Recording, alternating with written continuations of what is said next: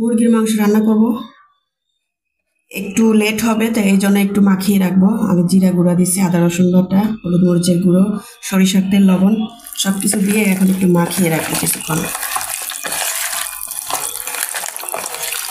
Hello, আসসালামু আলাইকুম everyone, সবাই কেমন আছেন? আশা করছি ভালো আছেন। আমি আলহামদুলিল্লাহ ভালো আছি। সবাইকে জুম্মা মোবারক।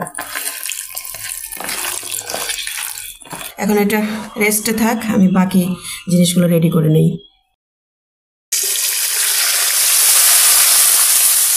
গরম মশলা আর পেঁয়াজ একসাথে একটু ভেজে তারপরে এই জিরা আর পেঁয়াজ একসাথে বেটে নিয়েছিলাম, ওইটা দিয়ে দিলাম।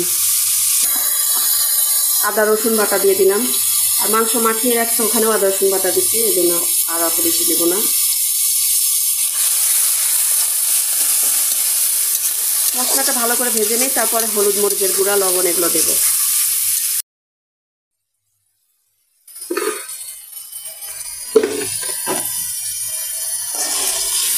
হলুদ মরিচের গুঁড়া, লবণ দিয়ে দিলাম।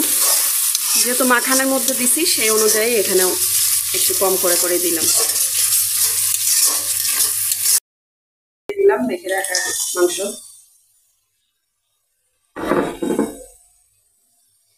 আর এই যে পা দুটো আমি পরে পরিষ্কার করে তারপর ওর মধ্যে আবার দিয়ে রাখছিলাম।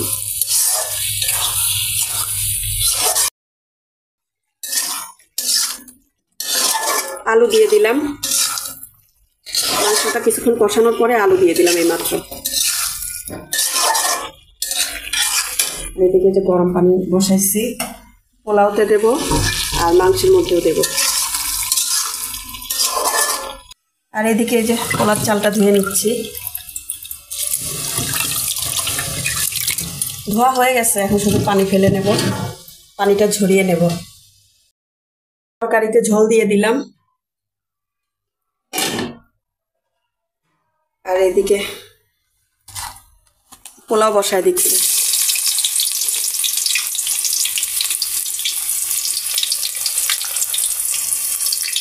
সব গরম মশলার সব উপকরণ ধুয়ে রাখছিলাম।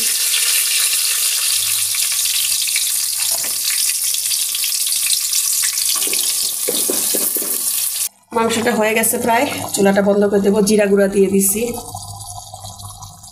আর এদিকে যে পোলাওটা দমে দিয়ে রাখছি। পোলাওটা এত সাদা ধবধবে হয়েছে, আমি দুধ দিয়ে দিছি, কিশমিশ সব কিছুই দিছি। আর খুব সুন্দর ঝরঝরে হয়েছে। এই যে দেখেন কতটা ঝরঝরে হয়েছে।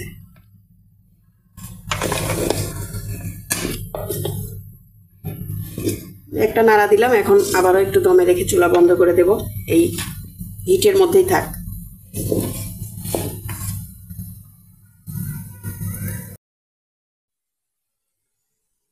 এই যে পোলাও রান্নাটা তো আগেই হয়ে গেছে, দমে রাখছিলাম।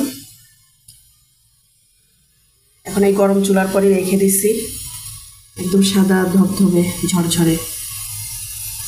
আর এদিকে আর মাংসটা তো হয়ে গেছে, আগেই দেখালাম, ওটাও রেখে দিছি। আর এদিকে যে আলু ভাজি করতেছি, লাল লাল করে আলু ভাজি করতেছি। আজকে ভিডিওটা আর লম্বা করবো না। ভিডিওটি ভালো লাগলে লাইক করবেন, শেয়ার করে পাশে থাকবেন। নতুন নতুন ব্লগ পেতে আমার চ্যানেলটি সাবস্ক্রাইব করে দেবেন। আজকে পর্যন্তই, আল্লাহ হাফেজ।